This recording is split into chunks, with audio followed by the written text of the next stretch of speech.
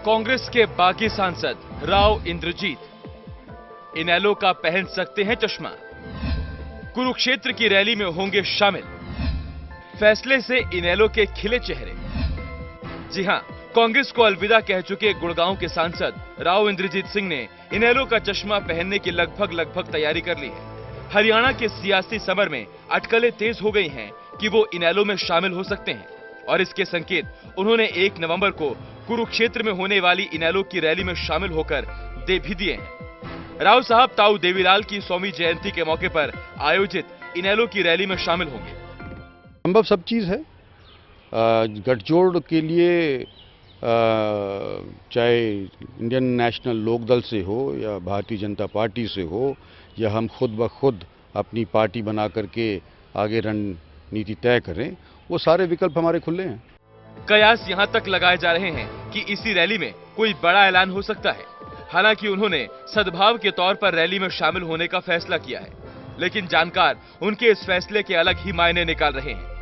वहीं राव इंद्रजीत के इस फैसले के बाद इनेलो नेताओं के चेहरे खिल गए हैं। उन्हें दक्षिण हरियाणा में मजबूती मिलती दिखाई दे रही है। वैसे जब से राव इंद्रजीत ने कांग्रेस छोड़ने का फैसला किया है, तभी से इनेलो उन्हें अपनी पार्टी में शामिल करने के लिए कोशिशों में जुटी थी। राव इंद्रजीत के परिवार के, देवीलाल जी के परिवार के पहले से राव वीरेंद्र के समय से ही बहुत अच्छे संबंध रहे हैं, पारिवारिक संबंध इन लोगों के रहे हैं। तो ये इनको भी उस अवसर के लिए मेरे को लगता है कि आमंत्रित किया गया होगा और निश्चित तौर पर अगर राव इंद्रजीत जी वहां आते हैं तो देवीलाल जी की विचारधारा की जो ताकतें हैं, कांग्रेस विरोधी जो ताकतें हैं, उनको बल मिलेगा।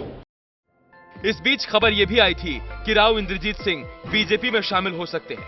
हजका सुप्रीमो कुलदीप बिश्नोई भी उन्हें अपनी पार्टी में शामिल करने की जी तोड़ कोशिश कर चुके हैं, लेकिन लगता है कि इनेलो बाजी मारती दिखाई दे रही है। वहीं हरियाणा की राजनीति के जानकार मानते हैं कि राव इंद्रजीत के इस फैसले के बाद हरियाणा में नए सियासी समीकरण बनेंगे और इनेलो को इसका फायदा हो सकता है। इससे इंडियन नेशनल लोकदल को और मजबूती मिलेगी। ये रैली ऐसे समय में हो रही है जब पार्टी सुप्रीमो जेल में है। इंडियन नेशनल लोकदल में सबसे ज्यादा सक्रिय रहने वाले अजय चौटाला जेल में हैं। तो यकीनन इसके राजनीतिक फायदे और नुकसान होंगे, राजनीतिक कयासबाजियां होंगी। इनेलो मजबूत होगी और खुद अभय चौटाला अपने बयानों में लोगों को बता रहे हैं कि कांग्रेस के बहुत सारे नेता उस दिन हमारे मंच पे होंगे। दक्षिणी हरियाणा के शहंशाह कहे जाने वाले राव इंद्रजीत के बयान के कई सियासी मायने निकाले जा रहे हैं। वैसे अब सबकी नजरें 1 नवंबर को कुरुक्षेत्र में होने वाली इनेलो की रैली पर टिक गई हैं।